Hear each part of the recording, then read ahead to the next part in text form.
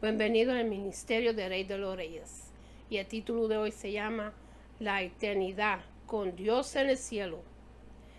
¿Cuál es la enseñanza más importante de Jesucristo? Algunos dicen que por la fe en Él se puede ser salvo y pasar la eternidad con Dios en el cielo.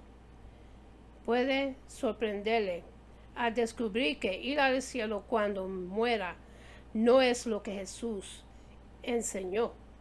¿Cuál fue la enseñanza central de Jesucristo? ¿Qué predicaba? Fue el reino de los cielos. Muchas religiones no están de acuerdo con lo que ellos consideran importante. Pero ¿qué dice la Biblia? Que es el corazón y el núcleo del mensaje de Jesucristo. ¿Es usted un cristiano? Cerca de 1.000 millones de personas profesan el cristianismo. Por supuesto, los cristianos trazan sus creencias a las enseñanzas de Jesucristo. Sin embargo, muchos cristianos no son conscientes de la enseñanza central de Jesús. Si alguien le preguntaría cuál es el punto central del mensaje de Jesús, ¿cómo respondería usted? Muchos dirían que la enseñanza más importante es creer en Jesús, a ir al cielo cuando muera. Todo el pensamiento y la palabra de Jesús fue ordenado y subordinado a una sola cosa, la realización del reino de Dios sobre la tierra, y esa fue el reino de Dios. Resumen todo su ministerio y toda su vida de trabajo. Imagínase. Bueno, vamos a la fuente.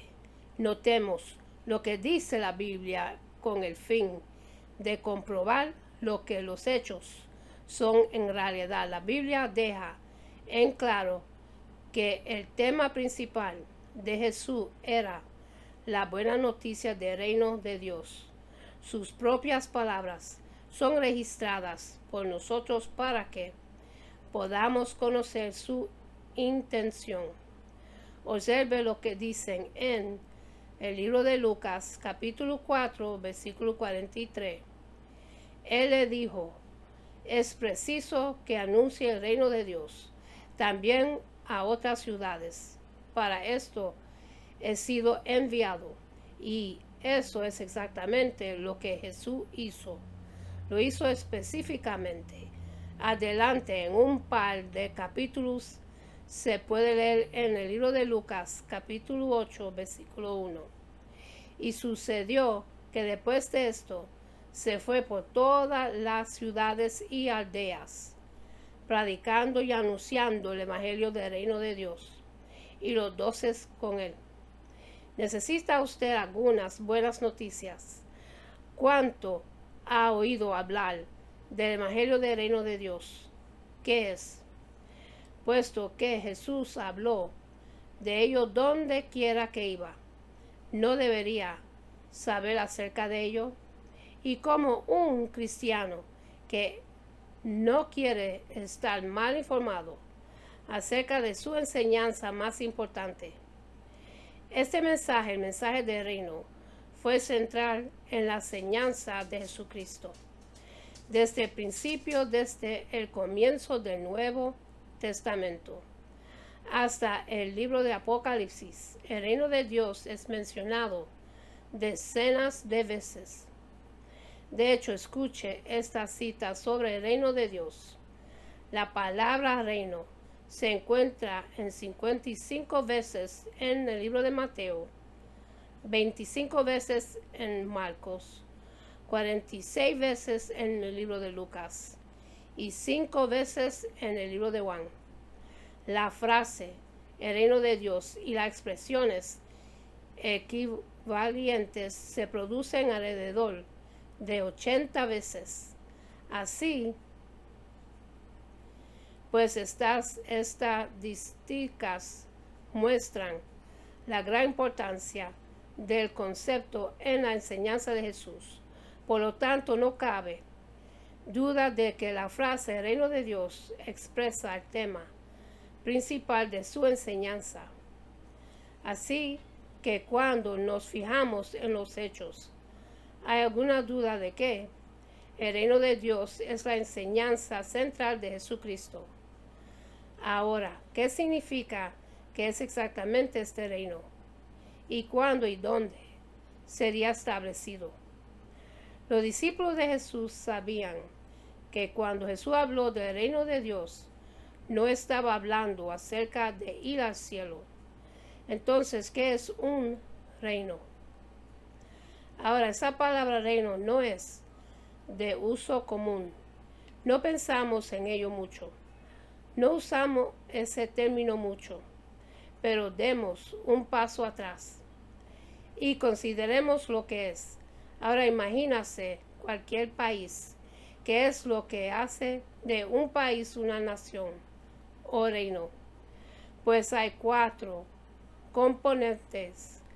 Hay un gobernante o un parlamento o un gobierno. Tenemos leyes, tenemos súbditos y tenemos territorio. Por eso, cuando Jesús habló acerca del reino de Dios, Él estaba hablando de un gobierno literal y real, una administración estructurada, una organización bajo su propia autoridad. Jesucristo es el donde empezamos. Él es el gobernante. Ahora, para comprobar eso, leemos en nuestra Biblia. Mira, en el libro de Apocalipsis capítulo 11, versículo 15, el 7º ángel tocó la trompeta y hubo grandes voces en el cielo diciendo: los reinos de este mundo se han convertido en los reinos de nuestro Señor y de su Cristo, y Él reinará por los siglos de los siglos. Y así vemos que Jesús y sus discípulos entendieron que el término reino de los cielos de Dios significa que el gobierno de Dios se establecería en la tierra, dirigido y administrado por el mismo Jesucristo. Ahora, ¿qué pasa con ese segundo componente? El gobierno y las leyes. El gobierno y las leyes serían el gobierno y las leyes de Dios. Observe lo que dice en el libro de Isaías, capítulo 2, versículo 2.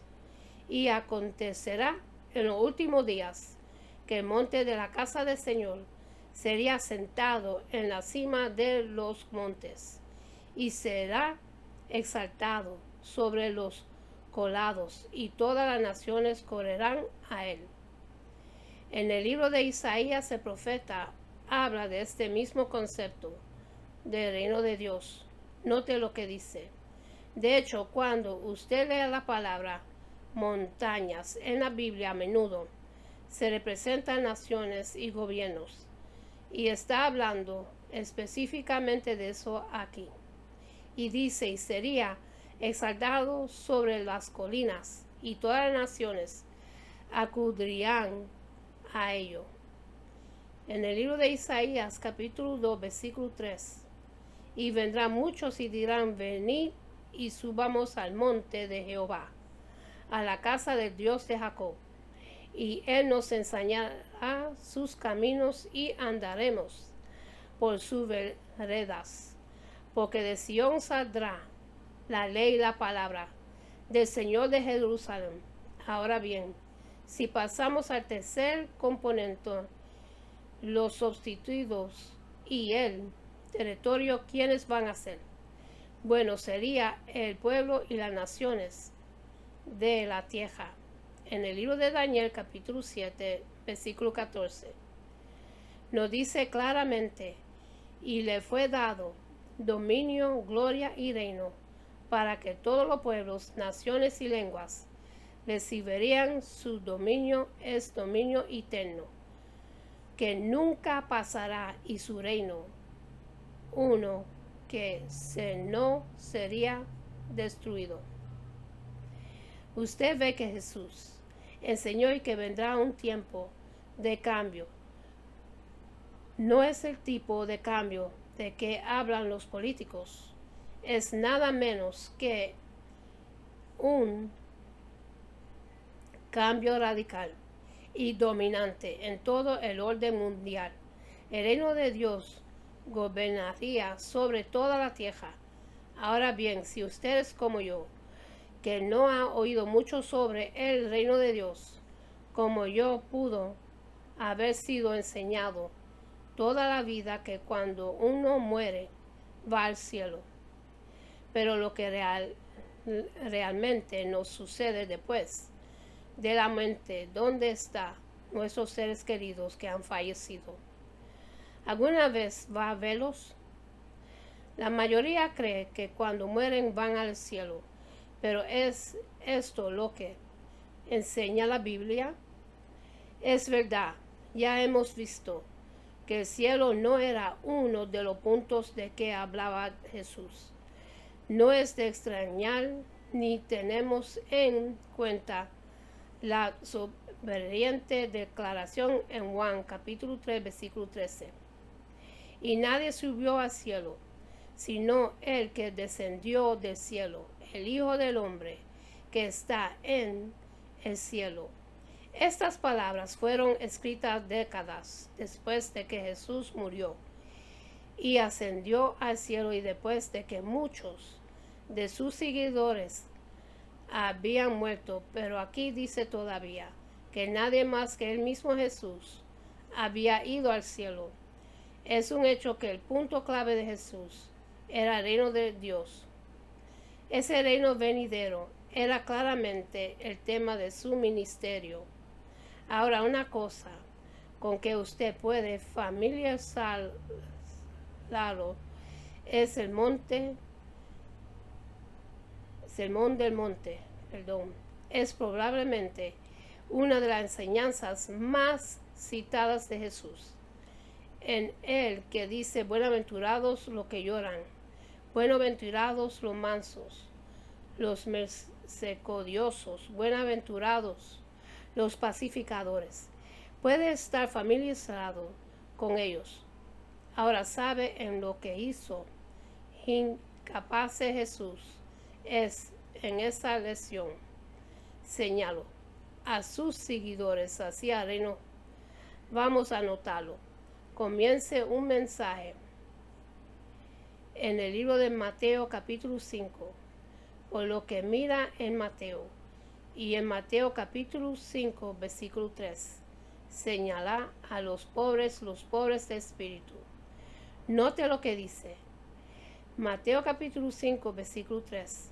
Buenaventurados los pobres de espíritu, porque ellos es el reino de los cielos. Continúa en el libro de Mateo capítulo 5, versículo 10. Buenaventurados los que padecen persecución por causa de la justicia, porque de ellos es el reino de los cielos. Ahora usted podría pensar: yo sabía que Jesús enseñó sobre el cielo. Ahora bien, espere un segundo. ¿Qué es el reino de los cielos? ¿Es el reino de los cielos diferente del reino de Dios? Ok, ¿cómo podemos saberlo? Bueno, primero vamos a dar un paso atrás por un momento y preguntémonos: ¿cuántos libros de la Biblia contienen la frase reino de los cielos? Solo uno. Esa expresión solo se encuentra aquí en el libro de Mateo. Así que a comenzar es importante darse cuenta de que el libro de Mateo es muy similar a los libros de Marcos, Lucas y Juan.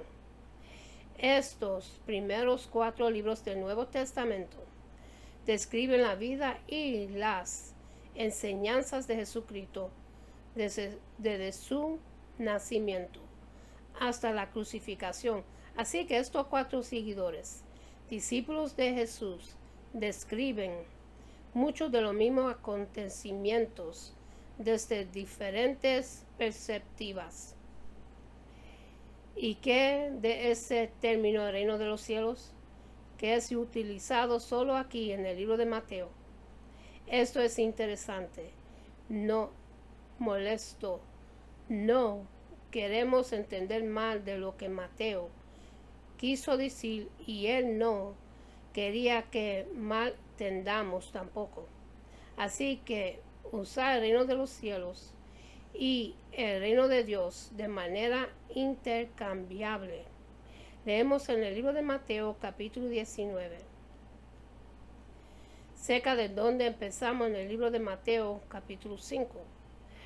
Pongamos atención en lo que Mateo registra para nosotros.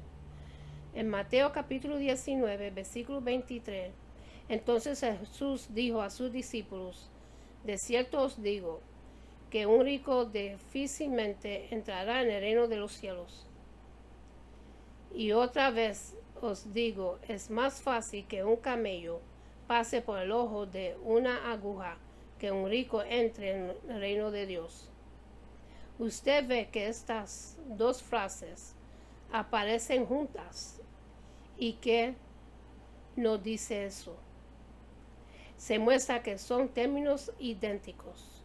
De hecho, también se puede demostrar que significan exactamente lo mismo mediante la comparación de estos pasajes de otros libros de la Biblia.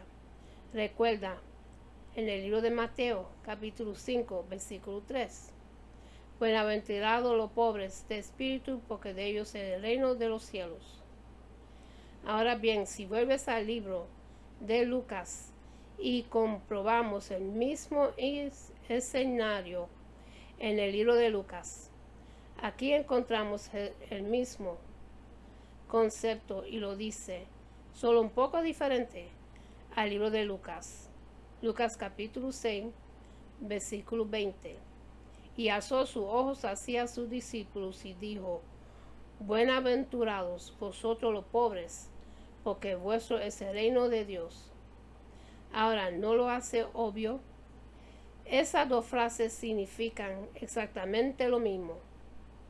Ahora, usted podría preguntarse por qué Mateo usaba ese término. Entonces, ¿por qué nos solía utilizar siempre el término reino de Dios? Bueno, en el diccionario de la Biblia de Wycliffe explica que Mateo era un judío escribiendo a su propia raza y que respetaba su costumbre de usar el nombre de Dios lo menos posible. Por lo tanto, habló del reino de los cielos. En el nuevo diccionario de la Biblia está de acuerdo y dice esto. El uso del reino de los cielos en Mateo es sin duda debido a la tendencia en el judaísmo para evitar el uso directo del nombre de Dios, por lo que en cualquier caso no debemos asumir ninguna distinción en el sentido entre las expresiones. Entonces, ¿qué podemos concluir? El reino de los cielos no significa que el reino está en el cielo, sino que es del cielo, que es de Dios, que está en el cielo en este momento. Así que Mateo deja muy claro que este reino no iba a ser como el imperio romano y su emperador o de cualquier otro reino en ese momento. Comprendo que se trataba de un reino por venir. Por supuesto sabemos que los judíos no entendieron el hecho de Jesús. Vino primero a morir por los pecados del hombre y entonces él volvería de nuevo a establecer su reino. De hecho, probablemente usted ha orado por ese reino. Jesús enseñó que debemos orar. Venga tu reino, hágase tu voluntad en la tierra. Estas no son palabras inútiles, sino que vendrá un reino de Dios a la tierra. De hecho, hay una famosa profecía en el libro de Isaías, capítulo 9, versículo 6. Probablemente se conocía por usted, ya que muchas veces es leída en la época de Navidad. Pero el aspecto importante de este pasaje describe algo mucho más que el nacimiento de Jesús. Leemos en Isaías capítulo 9, versículo 6. Porque un niño no es nacido, hijo nos es dado, y el principado sobre su hombro, y su nombre sería llamado Admirable Consejero, Dios fuerte, Padre eterno, Príncipe de paz. Un poco más abajo, en Isaías capítulo 9, versículo 7, dilatado de su imperio y la paz no tendré límite, sobre el trono de David y sobre su reino, disponiéndolo y confirmándolo en juicio y en justicia, desde ahora y para siempre. El cielo de Jehová de los ejércitos haría esto. Usted ve, se trata del reino venidero del que habló Jesús, que cambiaría el mundo entero. Cuando Jesús predicó el reino de Dios, él seguía con el mismo mensaje de los profetas del Antiguo Testamento. Así que no hay duda de que Jesús se refirió a él con frecuencia, sin duda, de que él volvería a la tierra a establecer el reino que los profetas describían en sus profecías. Ahora la mayoría de los cristianos creen que Jesús vino como un bebé en el pesebre, pero la mayoría no se dan cuenta de que Él va a regresar a la tierra y Él va a volver de una manera muy diferente. La primera vez proclamó la buena nueva del reino de Dios. La segunda vez vendrá como un rey poderoso para reinar y establecer el reino y el gobierno de Dios sobre toda la tierra. Ahora bien, esta es una buena noticia. Eso es lo que Jesús vino a anunciar. Este era el corazón. Este era el núcleo de su mensaje. Así que por toda la Biblia se describe el regreso de Jesús y el establecimiento del reino de Dios. Jesús mismo dijo: buscad primero el reino de Dios y su justicia. Si nos fijamos en el mensaje que Cristo vino predicando, los evangelios están llenos de referencias al hecho de que Él vino a predicar el reino de Dios. En el libro de Marcos, capítulo 1, versículo 14, es probablemente una de las mejores escrituras para leer y enseñar. Ahí nos encontramos que dice, el libro de Marcos, capítulo 1, versículo 14, después que Juan fue encarcelado, Jesús vino a Galilea, predicando el evangelio del reino de Dios y diciendo: el tiempo se ha cumplido y el reino de Dios está cerca. Arrepentíos y creed en el evangelio. Eso fue el inicio de su ministerio y realmente fijó la base para todos sus mensajes, porque él habló del reino, sus principios, las leyes, el valor de su venida a esta tierra. Era el corazón y el núcleo de su mensaje. De hecho, fue tanto así que es lo que realmente le metió en problemas con las autoridades, porque usted recordará que vinieron preguntándole si él era o no era Dios, si él era el profetizado Mesías que fueron a buscar. Pero probablemente lo más revelador es a su juicio, después de ser arrestado en el final de su ministerio, que lo acusó de ser el rey de los judíos. Ellos pensaban que iban a establecer su gobierno en ese mismo momento. Ellos estaban buscando Eso y en realidad era parte del temor que tenían los judíos, que fue en parte lo que llevó a su detención.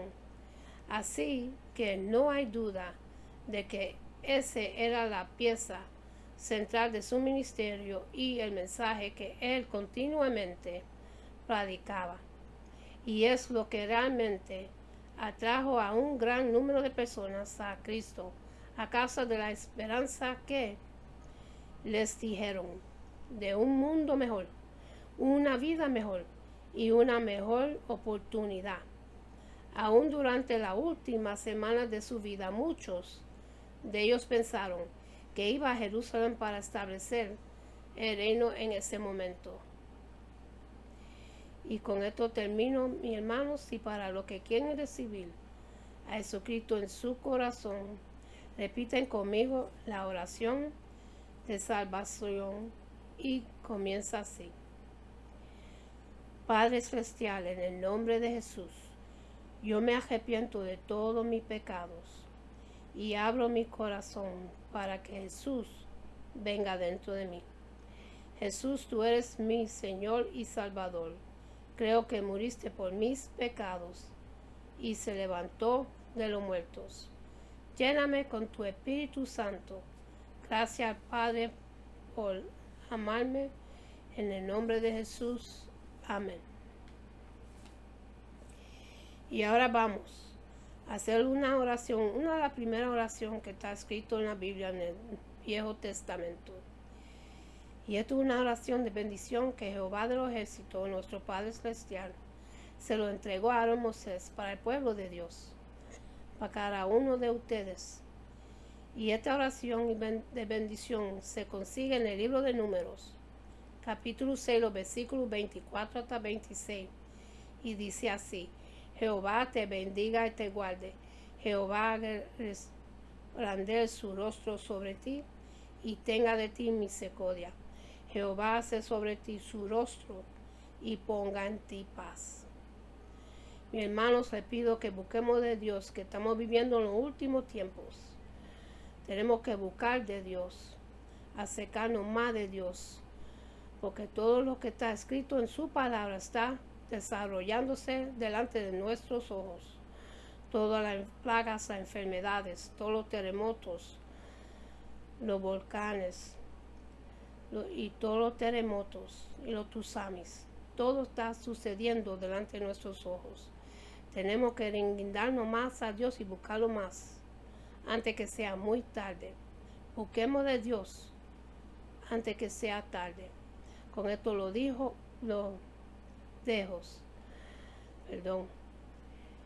Que Dios me lo bendiga, me lo guarde, que tenga una buena noche y buen amanecer. Y acuérdense a darle gracias a Dios por otro día más de vida. Y hasta la próxima. Amén.